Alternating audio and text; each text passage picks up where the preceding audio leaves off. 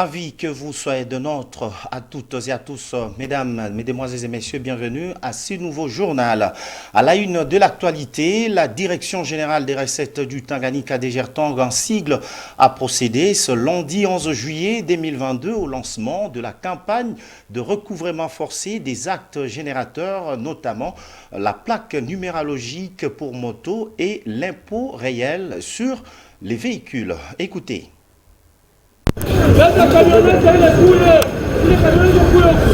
Après 90 jours, soit 3 mois de l'achat volontaire et des sensibilisations aux contribuables, la Direction générale de recettes du Tanganyika Dégertang a lancé ce lundi 11 juillet 2022 la campagne de recouvrement forcé de 2 actes générateurs. Il s'agit de la plaque numérologique pour moto et l'impôt réel sur les véhicules, communément appelé vignette. Exercice 2022. La police de la circulation routière était visible dans plusieurs coins de la ville de Kalemi avec comme mission de forcer la main à ceux qui ne veulent pas respecter leurs devoirs civiques. Maya Nipako François, directeur général de la Direction générale de recettes du Tanganyika, a justifié la coercition de ce recouvrement tout en précisant que l'argent à payer dépend de la puissance du moteur de l'engin. Pour la vignette, il y a différentes catégories.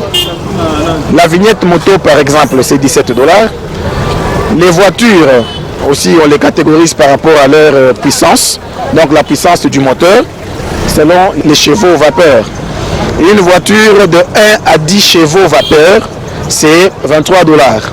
Une voiture de 11 à 15 chevaux, 43 $. Donc, c'est catégorisé selon la puissance du moteur. Il y a aussi la vignette pour bateau, parce que c'est tout engin. Donc, véhicule automoteur, nous avons les motos, nous avons les véhicules, les voitures, les camions, les bateaux, les bottes ici, ils doivent tous payer leur vignette. Donc là, nous avons lancé la campagne de recouvrement forcé. Payer l'impôt est une obligation et les contribuables ne doivent pas attendre qu'on leur force la main, a rappelé Maya Nipako François. Pourquoi ne pas payer son impôt? Toi, tu sais que j'ai le devoir de payer mon impôt. Tu dois payer, tu ne dois pas attendre que la régie soit sur le terrain. Et d'ailleurs, je dirais qu'il ne s'agit pas seulement de la vignette. Nous avons les impôts de maison, nous avons les impôts sur le revenu locatif, nous avons autant d'impôts, autant de taxes. Donc, le Congolais, le Tanganyikais, le Calémiard doit cultiver la culture fiscale. Ne pas attendre qu'on vienne me forcer pour payer. Vous savez que je suis citoyen congolais, j'ai bien sûr le devoir, mais j'ai aussi des obligations. Pourtant, en tant que citoyen, il faut payer. Il faut se sentir à l'aise quand on paye sa taxe. Il ne faut pas attendre que l'État vienne derrière vous comme on le fait présentement. Non, ce n'est pas une bonne chose. Payer l'impôt est un devoir civique, il faut le rappeler.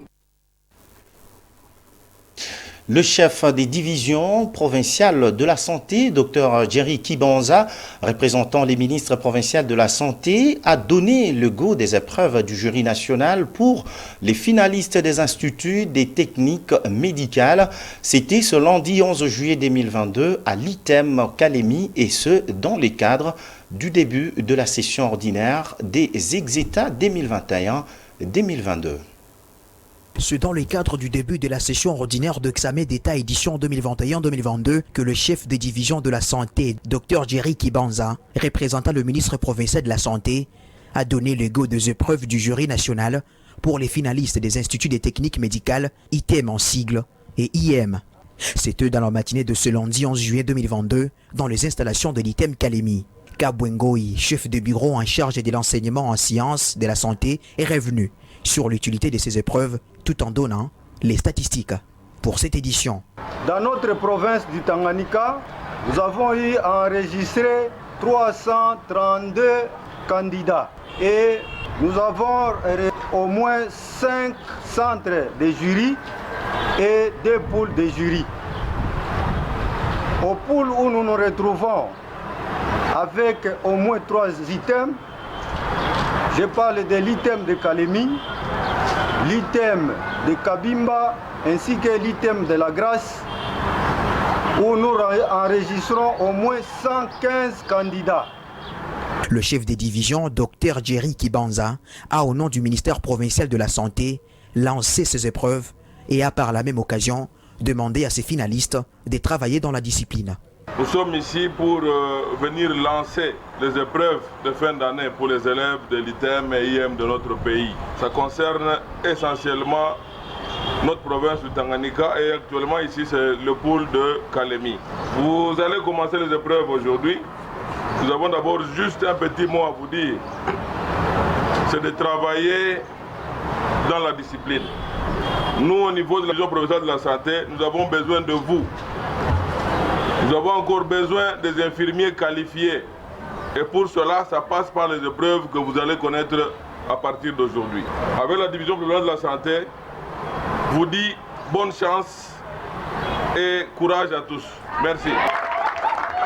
L'ouverture de malles et la distribution d'items a bouclé cette cérémonie de lancement. Pendant quelques jours, les concurrents vont chercher à décrocher le diplôme d'État en technique médicale pour avoir un emploi dans les structures médicales ou bien poursuivre les études dans les institutions supérieures de la RDC.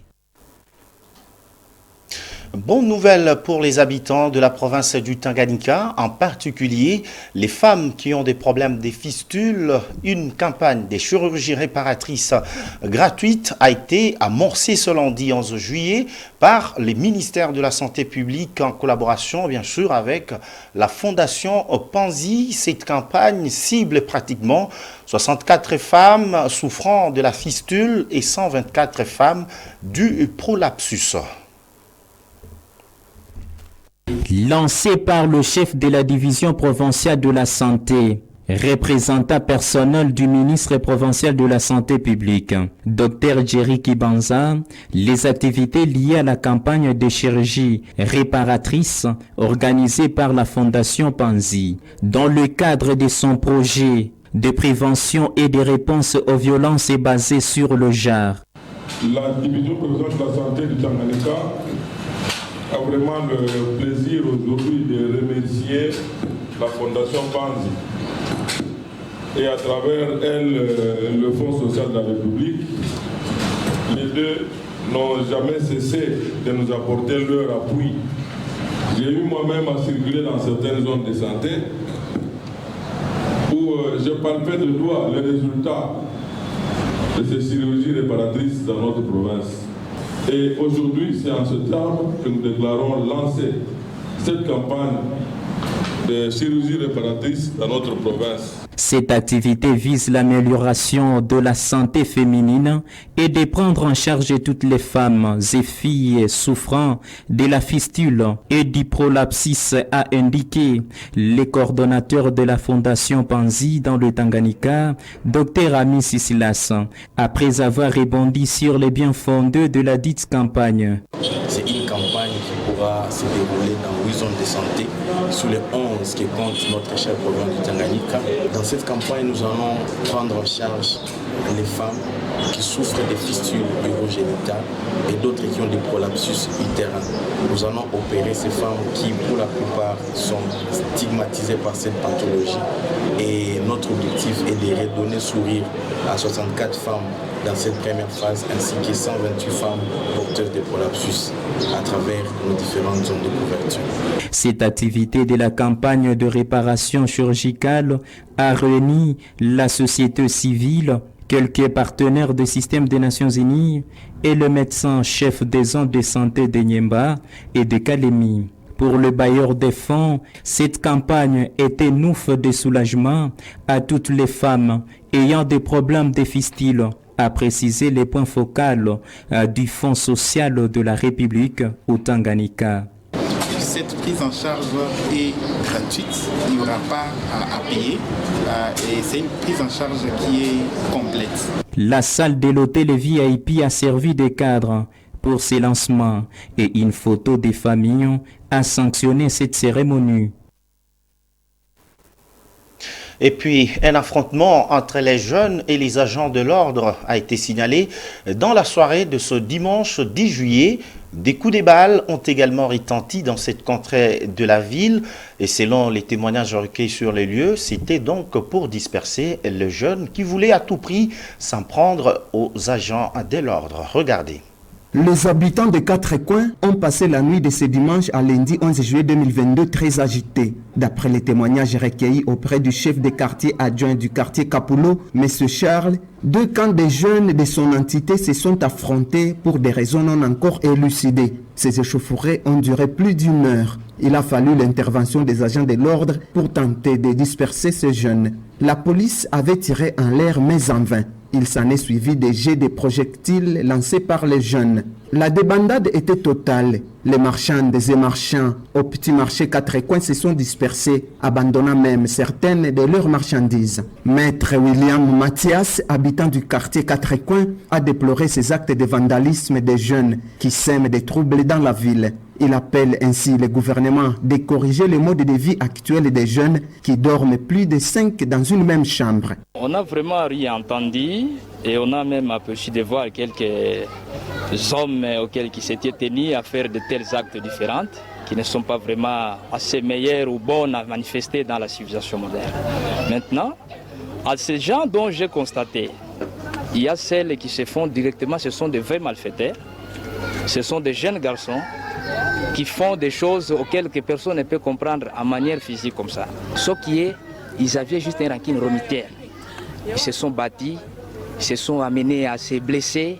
Ils ont blessé l'un à la main et l'autre sur la tête. Maintenant, je demanderai juste peu que la loi est là pour forger tout le monde.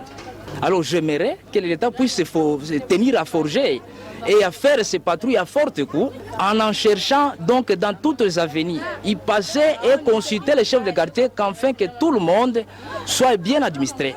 Pour l'instant, les enquêtes sont en cours afin de découvrir le vrai mobile de ces tiraillements. Mais beaucoup de jeunes auteurs de ces actes vivent en cachette par peur d'être appréhendés. Les éléments de la police des polices Kalemi ont mis la main sur un présumé voleur de moto. Lors de sa présentation devant la presse, le colonel Dodé Moukalaye, commandant de la PP, en a appelé la population de la ville de Kalemi à travailler main dans la main avec les forces de l'ordre. Dieudonné Balangardi. Malgré le retour avec augmentation de plusieurs cas de vol, les éléments de force et de l'ordre travaillent jour et nuit afin de remettre le semeur de troubles à leur place. Les éléments de la PNC, de la police des polices, ont mis la main sur un suspect qui aurait dérobé une moto appartenant à un certain Ramazani Kamani.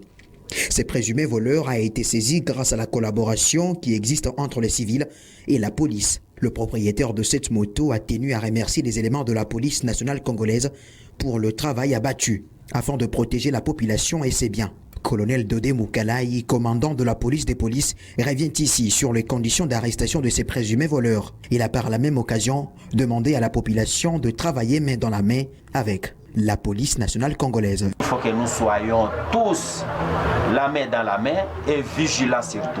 Puisque ni t'étais ce petit-là qui vendait au coin, vraiment aujourd'hui la moto était déjà partie et aujourd'hui on allait parler autre chose. Donc la collaboration entre la police et nous et la population, il faut que ça soit une vraiment collaboration vraiment étroite.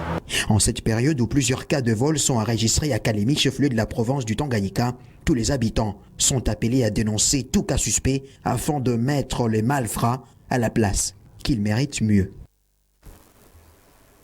Autre nouvelle, un motocycliste a vu sa jambe fracturée des suites d'un accident de circulation routière qui s'est produit ce dimanche 10 juillet aux environs des 19h locales. C'était au niveau de Tanganyika Beach.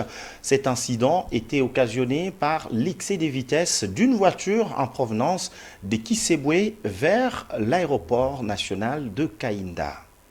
C'était aux environs des 19h, heure locale, qu'un accident de circulation routière est survenu ce dimanche 10 juillet 2022 sur le boulevard Lumumba, plus précisément sur la place Tanganyika Beach. Cet accident est occasionné par une voiture qui roulait à vive allure en provenance de Kisebwe vers l'aéroport national de Kainda. Des sources sur place rapportent que cette voiture a dérouté en pleine circulation à la suite de l'excès de vitesse et de l'ivresse du chauffeur chauffeur. Cette voiture dont il est question a causé plusieurs blessés et un motocycliste a vu sa jambe fracturée. La population de la ville de Kalemi appelle aux agents de la police des circulations routières de faire respecter les codes de la route et aux conducteurs de ne pas se retrouver en état d'ivresse et quand ils conduisent. Et voilà, cet incident se produit au niveau de la Monisco et des South Beach. C'est tout pour ce journal. Mais merci à vous de l'avoir suivi. Merci également à toute l'équipe en régie finale. Quant à moi, je vous dis bye et à la prochaine. Au revoir.